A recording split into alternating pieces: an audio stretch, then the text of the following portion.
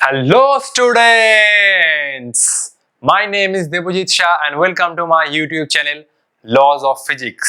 तो ये वीडियो है इलेक्ट्रोस्टैटिक पोटेंशियल एंड कैपेसिटेंस का लेक्चर नंबर 21 और आज की वीडियो में हम एक बहुत इंपॉर्टेंट टॉपिक डिस्कस करने जा रहे हैं जो NEET, JEE mains, JEE advanced और क्लास 12 के लिए बहुत इंपॉर्टेंट है। ठीक है, आज के वीडियो में हम डिस्कस करने जा रहे हैं कि इंडक्शन की वजह से चार्ज कैसे होता है डिस्ट्रीब्यूट स्फेरिकल शेल में। ठीक है, देख लो ये एक पॉइंट चार्ज है, ये एक कंडक्टर है, तो इस पॉइंट चार्ज की वजह से इंडक्शन तो होगा लेकिन चार्ज का कैसा होगा डिस्ट्रीब्यूशन। ठीक है, ये दोनों स्फेरिकल शेल है, इसके दोनों स्फेरिकल शेल के बीच में ये मैंने एक मटेरियल भर दिया है, ये हुआ कंडक्टर और ये सेंटर पर स्मॉल क्यू चार्ज है। अब इंडक्शन तो होगा ऑब्वियसली, लेकिन इंडक्शन की वजह से कैसे चार्ज होगा डिस्ट्रीब्यूट और मैं वेरियस पॉइंट में इलेक्ट्रिक फील्ड आप लोगों को निकालना सिखाऊंगा। सरफेस चार्ज डेंसिटी क्या होगा ये दोनों सरफेस पर वो भी सिखाऊंगा और बहुत कुछ हम लोग सीखेंगे। कैविटी में अगर चार्ज होता है तो चार्ज कैसे डिस्ट्रीब्यूट होता है। तो आई होप आप लोग मुझे सपोर्ट करेंगे। तो बिना टाइम वेस्ट किए आज का जर्नी स्टार्ट करते हैं। अब पहले हमें ये कंसेप्ट सीखना होगा। ठीक है, inside conductor electric field equal to 0 है, तो इस कंसेप्ट को हमें ध्यान में रखना होगा। और ये एक चार्ज स्मॉल क्यू है, ये एक है conductor. Inside conductor electric field हमेशा 0 होता है, ये हमें ऑलवेज ध्यान में रखना होगा। अब इस चार्ज के वजह से क्या होगा चार्ज का डिस्ट्रीब्यूशन। देखो, ये स्मॉल क्यू की वजह से इस सरफेस पर आएगा माइनस क्यू चार्ज, ये हुआ माइनस क्यू चार्ज, और ये राइट सरफेस पर आएगा प्लस क्यू चार्ज, ये तो आप सभी लोग जानते हैं। तो ये हुआ माइनस क्यू चार्ज, ये हुआ plus Q charge. Q charge के वजह से ये आधे सरफेस पर आया माइनस क्यू और ये बाकी सरफेस पर आया प्लस क्यू। अंदर कोई भी चार्ज नहीं होगा क्योंकि ये एक कंडक्टर है और कंडक्टर केस में चार्ज होता है सरफेस पर डिस्ट्रीब्यूट, तो चार्ज ही बाहर है, तो इसीलिए इलेक्ट्रिक फील्ड इनसाइड होगा 0। Simple as that. ठीक है, इलेक्ट्रिक फील्ड इनसाइड 0 होगा क्योंकि चार्ज तो इनसाइड नहीं है, चार्ज है बाहर। अब ये सेकेंड वाला केस देखो, ये एक कंडक्टर है, इसमें already plus Q charge distribute है। ठीक है, टोटल चार्ज है प्लस क्यू, इसके सामने हमने रख दिया एक स्मॉल क्यू चार्ज, तो चार्ज का क्या डिस्ट्रीब्यूशन होगा। ऑब्वियसली इसके वजह से इंडक्शन होगा, तो ये हुआ माइनस क्यू चार्ज। ठीक है, ये हुआ नेट माइनस क्यू चार्ज और ये आधे सरफेस पर आएगा plus Q charge, plus Q charge, और इस क्यू चार्ज का आधा बटेगा लेफ्ट सरफेस पे और आधा बटेगा राइट सरफेस पे। ये हुआ प्लस क्यू बाई 2, तो लेफ्ट सरफेस पर आया ये हुआ क्यू बाई 2 और राइट सरफेस पर आया क्यू बाई 2। ठीक है, इसके वजह से इंडक्शन हुआ, लेफ्ट सरफेस पे डेवलप हुआ minus q charge, right surface पे डेवलप हुआ प्लस क्यू चार्ज, और इसका आधा आया लेफ्ट सरफेस पे क्यू बाई 2 क्यू बाई 2। तो लेफ्ट सरफेस पे नेट चार्ज है Q by 2 minus Q, right surface पे नेट चार्ज है Q by 2 plus Q. Number 2 खत्म, इसके आगे नंबर 3 है। तो ये है एक शेल और इसमें जो इनसाइड मीडियम है वो है एयर। ठीक है, अब ये कोई कंडक्टर नहीं है, इसके सेंटर में हमने एक स्मॉल क्यू चार्ज रख दिया, तो चार्ज का क्या डिस्ट्रीब्यूशन होगा ये क्वेश्चन है। ठीक है, अब स्मॉल क्यू की वजह से इसके जो इनसाइड वाला सरफेस है उस सरफेस पर आएगा माइनस क्यू चार्ज। अब ये मत बोलना कि सर अभी तो हमने सीखा कि इनसाइड कंडक्ट इलेक्ट्रिक फील्ड है 0। ठीक है, ये एक स्फेरिकल शेल है और इसके बीच में यहाँ पर कोई मटेरियल नहीं है। हाँ, अगर यहाँ पर मटेरियल होता तो यहाँ पर कोई चार्ज डेवलप नहीं होता। तो ये है एक शेल, शेल के सेंटर में हमने माइनस क्यू चार्ज रखा और यहाँ पर कोई मटेरियल नहीं है। ठीक है, सिर्फ हवा है। तो प्लस क्यू चार्ज की वजह से ये अंदर वाले सरफेस पर चार्ज डेवलप होगा, वो कितना हुआ माइनस क्यू, और बाहर वाले सरफेस पर चार्ज डेवलप हुआ वो हुआ प्लस क्यू। ये हो रहा है सिंपल ड्यू टू इंडक्शन। तो इस शेल के सेंटर पे हमने एक प्लस क्यू चार्ज रख दिया, तो ये अंदर वाले सरफेस पर डेवलप हुआ माइनस क्यू चार्ज, बाहर वाले सरफेस पर डेवलप हुआ प्लस क्यू चार्ज। ये जो दोनों चार्ज डिस्ट्रीब्यूशन है माइनस क्यू प्लस क्यू, इसके अंदर वाले सरफेस पर डेवलप हुआ माइनस क्यू और बाहर वाले सरफेस पर डेवलप हुआ प्लस क्यू, ये दोनों चार्ज डिस्ट्रीब्यूशन है यूनिफॉर्म, मतलब सरफेस चार्ज डेंसिटी कांस्टेंट है। ठीक है, इसको तुम ऐसे समझ सकते हो, मान लो कि ये एक कुछ सरफेस है, ठीक है, ये वाला कुछ सरफेस है, ठीक है। अब देखो सिग्मा क्या होता है, सिग्मा होता है simple Q by 4 pi r square, ठीक है। तो sigma proportional to 1 by r square. Radius जितना कम है मतलब ये सिग्मा उतना ज्यादा है, रेडियस जितना कम मतलब शार्पनेस उतना ज्यादा है, तो सिग्मा उतना ज्यादा है, ठीक है। इस केस में देखो इस वाले पॉइंट पर, ठीक है, इस वाले पॉइंट पर क्या है, शार्पनेस ज्यादा है, तो यहाँ पर ज्यादा चार्ज एक्यूमुलेट होगा। तो शार्पनेस जितना ज्यादा उतना चार्ज डेंसिटी बहुत हाई होगा, ठीक है। अब यहाँ पर देखो फ्लैट है तो इसमें ज्यादा चार्ज नहीं होगा। तो बेसिकली सरफेस चार्ज डेंसिटी क्या है, रेडियस के स्क्वायर के साथ इनवर्सली प्रोपोर्शनल है। जितना ज्यादा शार्पनेस उस जगह पर चार्ज का डेंसिटी उतना ही कम है। और ये देखो ये तो एक सिमेट्रिकल ऑब्जेक्ट है, तो इसके लिए चार्ज डिस्ट्रीब्यूशन यूनिफॉर्म होगा, ठीक है। अंदर वाला जो चार्ज डिस्ट्रीब्यूशन वो भी यूनिफॉर्म, बाहर वाला जो चार्ज है वो भी यूनिफॉर्म होगा, क्योंकि सेंटर से सभी सेम डिस्टेंस पर है, ठीक है। इसके लिए इस वाले ऑब्जेक्ट के लिए चार्ज डिस्ट्रीब्यूशन मैं थोड़ा और अच्छे तरीके से ड्रॉ करता हूं, रुको, ठीक है। ये हुआ मान लो कुछ ऑब्जेक्ट है, ठीक है, ये हुआ कुछ ऑब्जेक्ट है। तो जहां जहां पर शार्पनेस आएगा वहां वहां चार्ज डिस्ट्रीब्यूशन मतलब चार्ज डेंसिटी बहुत हाई होगा। तो ये हुआ शार्पनेस, तो इसी जगह पर क्या हुआ, चार्ज का जो डिस्ट्रीब्यूशन होगा वो बहुत हाई होगा, ठीक है।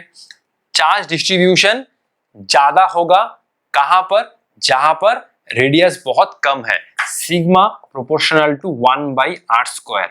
जितना कम रेडियस वहां पर सिग्मा बहुत हाई है, सिग्मा मतलब सरफेस चार्ज डेंसिटी, ठीक है। तो सिंपल शार्प पॉइंट ढूंढो, ये तो क्या है, ये तो सिंपल लेवल है, तो लेवल जगह पर क्या होगा, लेवल जगह पर उतना चार्ज एक्यूमुलेट नहीं होगा। लेकिन ये शार्प जहां जहां शार्प है वहां वहां पर ज्यादा चार्ज एक्यूमुलेट होगा, simple sigma proportional to 1 by r square. अब देखो ये दोनों है स्फेरिकल शेल और बीच में हमने एक मटेरियल भर दिया है, ठीक है। अब इस चार्ज तो ये चार्ज तो इन दोनों के सेंटर पर है, तो ये चार्ज के वजह से चार्ज डिस्ट्रीब्यूशन क्या होगा, अब देखो ये प्लस क्यू के वजह से इस सरफेस पर आएगा माइनस क्यू, ये हुआ माइनस क्यू। अब ये वाला चार्ज डिस्ट्रीब्यूशन यूनिफॉर्म है क्योंकि इसका हर एक पॉइंट सेंटर से सेम डिस्टेंस पर है। ये क्यू चार्ज के वजह से इस सरफेस पर हुआ माइनस क्यू। ये मटेरियल के अंदर कोई भी चार्ज नहीं होगा क्योंकि इनसाइड कंडक्टर इलेक्ट्रिक फील्ड है जीरो। तो ये हुआ माइनस क्यू, क्यू चार्ज की वजह से माइनस क्यू, और ये बाहर वाले सरफेस पर आएगा प्लस क्यू। बाहर वाला जो चार्ज डिस्ट्रीब्यूशन है वो भी यूनिफॉर्म होगा क्योंकि इसका हर एक पॉइंट सेंटर से सेम डिस्टेंस पर है, ठीक है।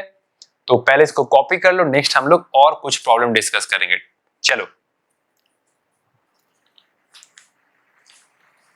तो ये देखो नंबर 5 और 6 सिचुएशन, ये दोनों है स्फेरिकल शेल और इन दोनों स्फेरिकल शेल के बीच में फिर से हमने मटेरियल भर दिया है, तो इसमें कोई भी चार्ज डेवलप नहीं होगा और सेंटर पे है स्मॉल क्यू चार्ज। अब चार्ज डिस्ट्रीब्यूशन क्या होगा, इस सरफेस पर आएगा minus q charge due to induction, तो ये हुआ माइनस क्यू चार्ज, और इसका उल्टा आएगा इस सरफेस पर प्लस क्यू चार्ज।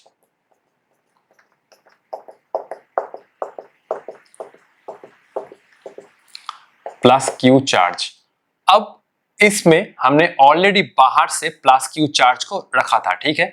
अगर हमने फिर से प्लस क्यू चार्ज बाहर से रख दिया तो क्या फिर से ये इंडक्शन होगा बाहर से अंदर, ना ना ना ना ना, ये लिख लेना, इंडक्शन होता है इनर टू आउटर, ठीक है। इंडक्शन होता है इनर टू आउटर, ठीक है। फिर से ये गलत मत कर देना, Q minus Q plus Q, ऐसा मत करना। इंडक्शन होता है इनर टू आउटर, तो सेंटर पर हमने स्मॉल क्यू चार्ज रखा, इसके वजह से इस सरफेस पर आया माइनस क्यू और इस सरफेस पर आया प्लस क्यू। अगर मैंने फिर से ये बाहर से प्लस क्यू चार्ज दिया तो ये चार्ज सरफेस पे रहेगा, ये इंडक्शन नहीं होगा, ठीक है। अब देखो ये है एक कंडक्टर और कंडक्टर के बीच में से हमने मटेरियल हटा दिया है, ठीक है, ये वाला मटेरियल हटा दिया है, और इस कैविटी के सेंटर में हमने रख दिया है Q1 और इस कैविटी के सेंटर में हमने रख दिया है Q2, ठीक है। अब ये वाला पोर्शन में मटेरियल नहीं है, ये वाला पोर्शन मटेरियल नहीं है, मटेरियल तो है इधर। अब क्या होगा, इंडक्शन होगा। तो ये Q1 चार्ज की वजह से इस सरफेस पर आया -Q1 और बाहर वाले सरफेस पर आया +Q1, ये प्लस है सभी, तो ये हुआ +Q1। और ये कैविटी के सेंटर में स्मॉल q2 चार्ज है, तो इस कैविटी के इस वाले सरफेस पर आएगा -Q2 charge due to induction, ये हुआ -Q2 और ये बाहर आएगा Q2, Q1 -Q1 plus Q1, ये हुआ Q2 -Q2 प्लस Q2। तो कैविटी के इस सरफेस पर कितना चार्ज है -Q1, इस कैविटी के इस सरफेस पर कितना चार्ज -Q2 और बाहर कितना चार्ज है, नेट चार्ज है Q1 प्लस Q2। ये Q1 -Q1 plus Q1, Q2 -Q2 plus Q2, तो बाहर के सरफेस पर नेट चार्ज है Q1 प्लस Q2। अगर मैंने फिर से ये Q3 चार्ज बाहर से दे दिया तो इंडक्शन नहीं होगा, तो फिर Q नेट कितना बन जाएगा, बाहर वाले सरफेस पर Q नेट आउटसाइड, ये बन जाएगा simple Q1 plus Q2 plus Q3। Induction अंदर से बाहर होता है, ठीक है, बाहर से अंदर इंडक्शन नहीं होता, ये बहुत ध्यान से याद रखना, ठीक है। नेक्स्ट हम लोग प्रॉब्लम करेंगे, ठीक है। चलो इसको पहले कॉपी कर लो, ये एक बार देख लेना, ठीक है। ये स्मॉल q चार्ज की वजह से -Q प्लस Q, अगर ये Q चार्ज नहीं रहता है तो बाहर वाला सरफेस पर स्मॉल q रहेगा। अगर मैंने प्लस Q चार्ज को दे दिया तो बाहर वाले सरफेस पर कितना चार्ज हुआ, ये हुआ स्मॉल q प्लस Q, ये ध्यान में रखना, ठीक है। अब मैं इसको इरेज कर रहा हूं। ये जो प्रॉब्लम है, ये प्रॉब्लम आप लोगों का सारा कंसेप्ट क्लियर करके रख देगा, ठीक है। क्वेश्चन तो 2 है लेकिन हमें इसमें बहुत सारा आंसर निकालना है, ठीक है। ये क्वेश्चन आप लोगों का एग्जाम के लिए बहुत हेल्पफुल रहेगा। तो ये है दोनों स्फेरिकल शेल, इसमें कोई मटेरियल नहीं है, ये वाला मीडियम है एयर, ये इसके इन दोनों के बीच में जो मीडियम है एयर और बाहर वाला एयर है, इसका रेडियस है, इसका रेडियस है b। इसके बाहर वाले सरफेस पर Q1 चार्ज है और इसके बाहर वाले सरफेस पर Q2 चार्ज है। अब इंडक्शन हमने सीखा था होता है इनर टू आउटर, Q1 के वजह से डेवलप होगा -Q1, अंदर नहीं आएगा, ये बाहर होगा। Q1 की वजह से इस सरफेस पर आएगा -Q1 और इस सरफेस पर आएगा Q1। Q1 का इंडक्शन अंदर नहीं होगा, ठीक है, और Q2 का भी इंडक्शन अंदर नहीं होगा, क्योंकि इंडक्शन होता है इनर टू आउटर। तो Q1 के वजह से इस सरफेस के अंदर डेवलप हुआ, अंदर वाले सरफेस पर डेवलप हुआ -Q1 और बाहर के सरफेस पर डेवलप हुआ +Q1, तो बाहर नेट चार्ज हुआ Q1 प्लस Q2, बात खत्म। अभी क्या करना है, surface charge densities at all surface, तो हमें फाइंड करना है surface charge densities at all surface. ये स्फेरिकल शेल को मैंने ले लिया S1 और ये स्फेरिकल शेल को ले लिया S2, ठीक है। अब S1 के अंदर वाले सरफेस पर कोई भी चार्ज नहीं है, तो अंदर वाला जो सरफेस है उसका सरफेस चार्ज डेंसिटी हो जाएगा 0।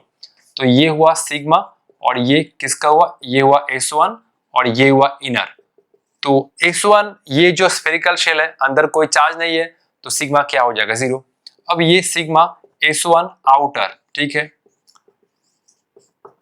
ये जो S1 स्फेरिकल शेल है, इसके बाहर के सरफेस पर Q1 चार्ज डिस्ट्रीब्यूट है, तो सरफेस चार्ज डेंसिटी क्या हो जाएगा, simple Q1 divide by 4 pi a square, यही तो होता है फॉर्मूला। अब सिग्मा ये हुआ S2 और ये हुआ इनर, ये जो बड़ा वाला स्फेरिकल शेल है S2, इसके अंदर वाले सरफेस पर कितना चार्ज डिस्ट्रीब्यूट है, -Q1, तो सिग्मा हुआ ये हुआ -Q1। तो ये जो बड़ा वाला स्फेरिकल शेल है, इसके अंदर वाले सरफेस पर कितना सरफेस चार्ज डेंसिटी है, -Q1 और ये डिस्टेंस कितना, ये है b, तो ये हुआ 4 पाई b स्क्वायर। और ये जो S2 स्फेरिकल शेल है, बड़ा वाला स्फेरिकल शेल, इसके बाहर के सरफेस पर कितना चार्ज डिस्ट्रीब्यूट है, Q1 प्लस Q2, तो ये हुआ सिग्मा, ये हुआ S2 आउटर और ये हुआ Q1, ये मैं लिखूंगा Q1 plus Q2 divide by 4 pi b square. ये जो स्फेरिकल शेल था, इसके अंदर कोई भी चार्ज नहीं था, तो सरफेस चार्ज डेंसिटी 0। बाहर कितना चार्ज था, Q1, तो बाहर चार्ज आएगा, तो ऑब्वियसली सरफेस चार्ज डेंसिटी आएगा Q1 by 4 pi a square. ये जो स्फेरिकल शेल है, इसके अंदर वाले सरफेस पर कितना चार्ज है, -Q1 डिवाइड बाई 4πb² क्योंकि इसका रेडियस है b। बाहर कितना चार्ज है Q1 प्लस Q2, तो ये हुआ सरफेस चार्ज डेंसिटी 4πb²। ये तो खत्म। अब इसको मैं पहले इरेज करूंगा ऑब्वियसली। अब क्या निकालने को बोला है, electric field and potential in all region. ठीक है, ये तो नंबर 1 हुआ खत्म। कॉपी कर लो फटाफट से, 1 2 3 4 5। अभी मैं इसको कर रहा हूं इरेज।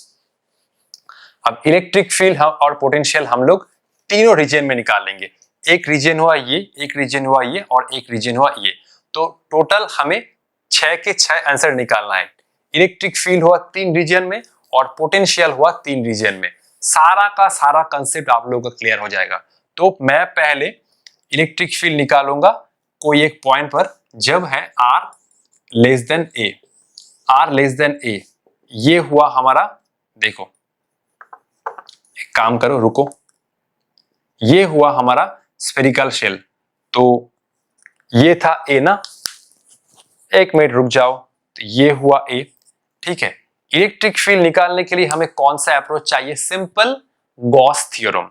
तो एक स्मॉल r रेडियस का हमने बना लिया है एक गॉसियन स्फीयर। अब ये क्या था, E dot ds equal to E dot ds equal to Q enclosed by epsilon naught. ध्यान से देखो, ये जो स्फेरिकल S1 स्फेरिकल शेल है, इसके अंदर तो कोई चार्ज ही नहीं है। तो ये गॉसियन स्फीयर क्या चार्ज एनक्लोज करेगा, ये Q एनक्लोज्ड हुआ 0। तो अगर Q एनक्लोज 0 है तो S1 स्फेरिकल शेल के अंदर कोई भी इलेक्ट्रिक फील्ड नहीं होगा। ये तो एकदम सिंपल बात है। ठीक है, क्योंकि ये वाला गॉसियन स्फीयर कोई भी चार्ज एनक्लोज नहीं कर पाएगा। S1 स्फेरिकल शेल के लिए चार्ज तो है बाहर ना, चार्ज तो बाहर है, अंदर तो कोई चार्ज नहीं है। तो इसलिए इनसाइड पॉइंट इलेक्ट्रिक फील्ड 0 होगा। ठीक है, अब इस रीजन में आओ, मैं अभी इसको इरेज कर रहा हूं,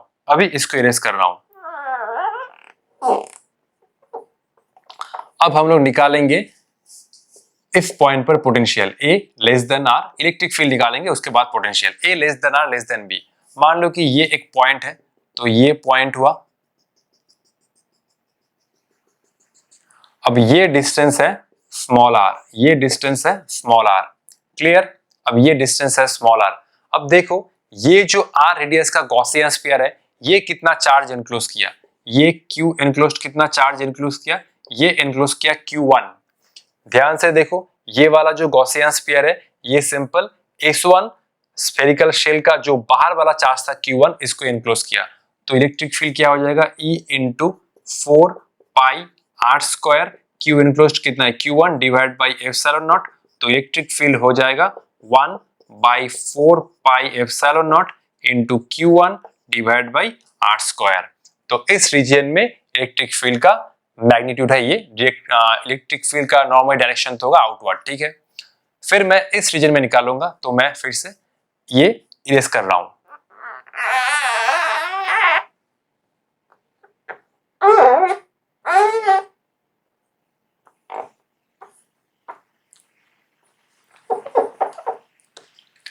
तो ये हुआ कोई एक पॉइंट ले लो, ये हुआ कोई एक पॉइंट, ये मैं थोड़ा इरेज करना होगा। ठीक है, क्योंकि यहाँ पर जगह नहीं है। ठीक है, तो ये हुआ बाहर वाले सरफेस पर चार्ज Q1 प्लस Q2।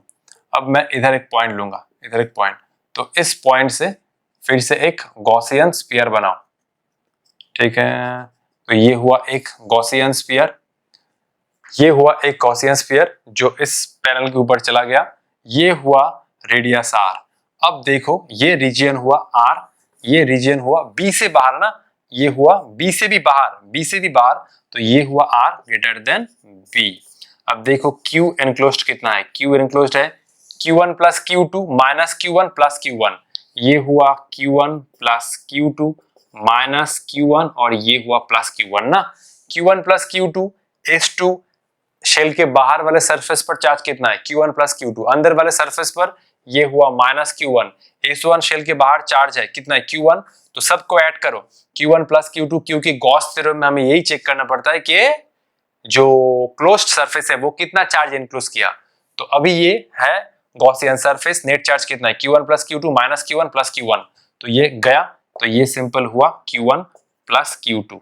तो इलेक्ट्रिक फील्ड का जो मैग्नीट्यूड आएगा वो होगा 1/4 पाई एप्सिलॉन नॉट, ये Q1 की जगह अब ये हुआ net charge Q1 plus Q2 divide by r square, ठीक है। फिर ये तीनों हुआ इलेक्ट्रिक फील्ड का एक्सप्रेशन तीनों रीजन में। अब हम लोग पोटेंशियल निकालेंगे। सबसे पहले इसको कॉपी कर लो, 1 2 3 4 5। अभी मैं इसको धीरे धीरे इरेज करूंगा, ठीक है।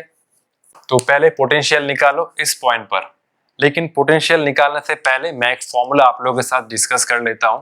ये हमने सीखा था, ये अगर एक स्फेरिकल शेल है तो आर रेडियस का मान लो, तो इनसाइड पॉइंट पर और सरफेस पर पोटेंशियल क्या होता है, सेम होता है। ये अगर प्लस क्यू चार्ज सरफेस पर डिस्ट्रीब्यूट है तो इनसाइड पॉइंट पर और सरफेस पर पोटेंशियल कांस्टेंट होता है। ये याद था तो 1/4 pi epsilon q by r. और बाहर कितना पोटेंशियल होगा, ये सिंपल हो जाएगा 1/4 pi epsilon naught into q by r. Inside और सरफेस पर पोटेंशियल सेम होता है, इसी का हमें इसमें यूज करना है। तो पहले हम लोग ये पॉइंट पर पोटेंशियल लिखेंगे। ये हुआ स्मॉल आर, तो ये रीजन हुआ स्मॉल आर लेस देन ए।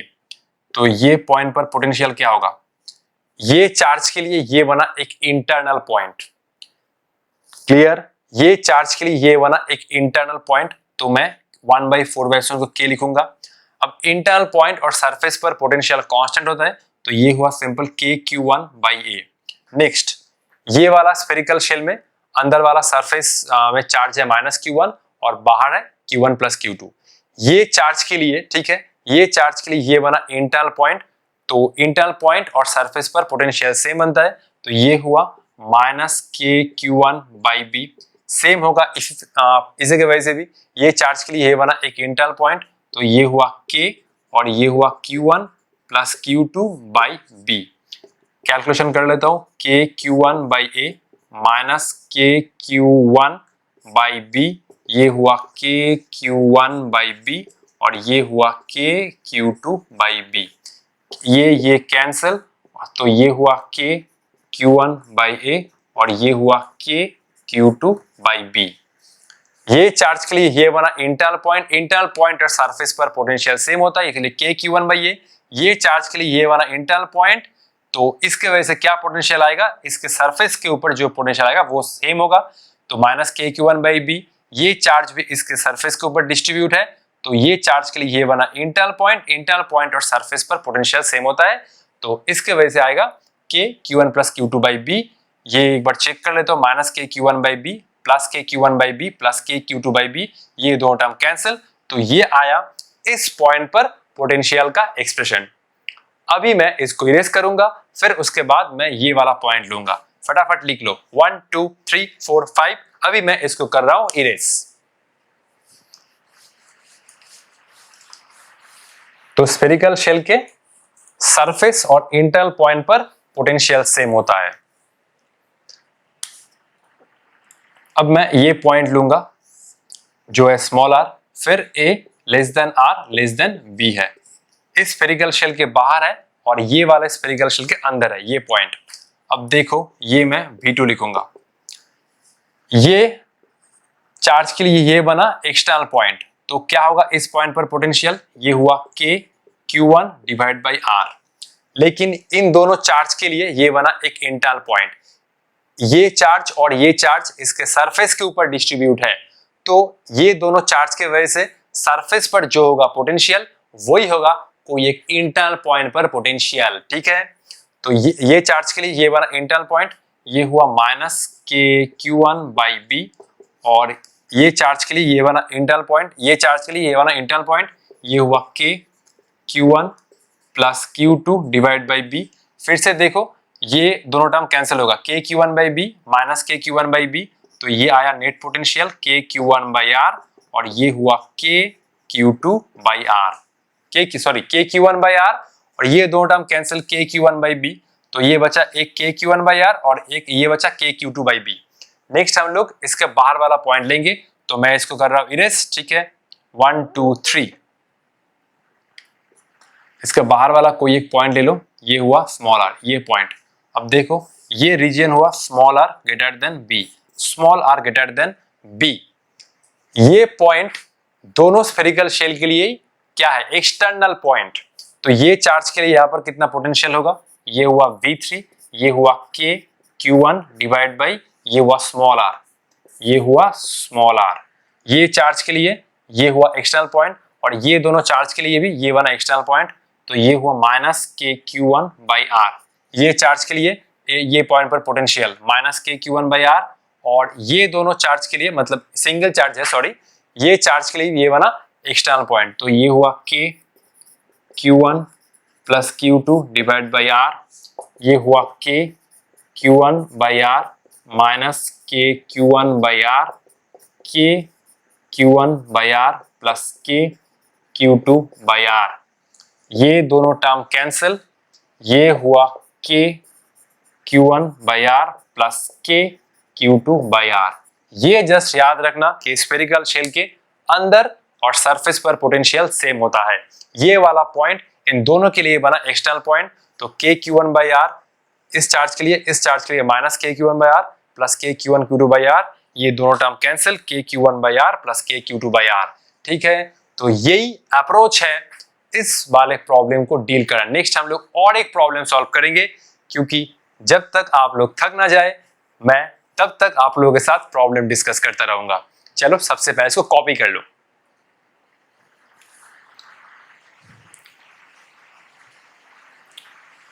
तो ये हुआ आज का हमारा लास्ट प्रॉब्लम, और ये प्रॉब्लम हमें बहुत कुछ सिखा के जाएगा। ठीक है, ये एक कंडक्टर है, कंडक्टर के बीच में ये दोनों है कैविटी, इसमें मटेरियल नहीं है। इस कैविटी के सेंटर में हमने Q1 चार्ज रख दिया, और इस कैविटी के सेंटर में हमने Q2 चार्ज रख दिया। ये हुआ प्लस Q1 चार्ज और ये हुआ Q2 चार्ज। क्वेश्चन क्या है, find surface charge densities at all surface, find electric field in each cavity, find force between Q1 and Q2। तो ये तीनों क्वेश्चन हमें फाइंड करना है। सबसे पहले तो इंडक्शन करो, ये Q1 के वजह से इस कैविटी के इस वाले सरफेस पर आएगा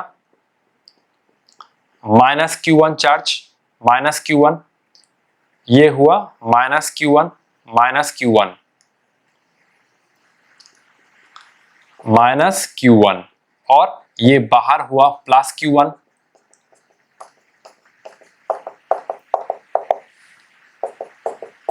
प्लस Q1। अब ये कैविटी बाकी है, तो ये Q2 की वजह से इस कैविटी के इस वाले सरफेस पर आएगा कितना चार्ज, ये हुआ माइनस Q2, ध्यान में रखना माइनस Q2, और बाहर आएगा कितना प्लस Q2।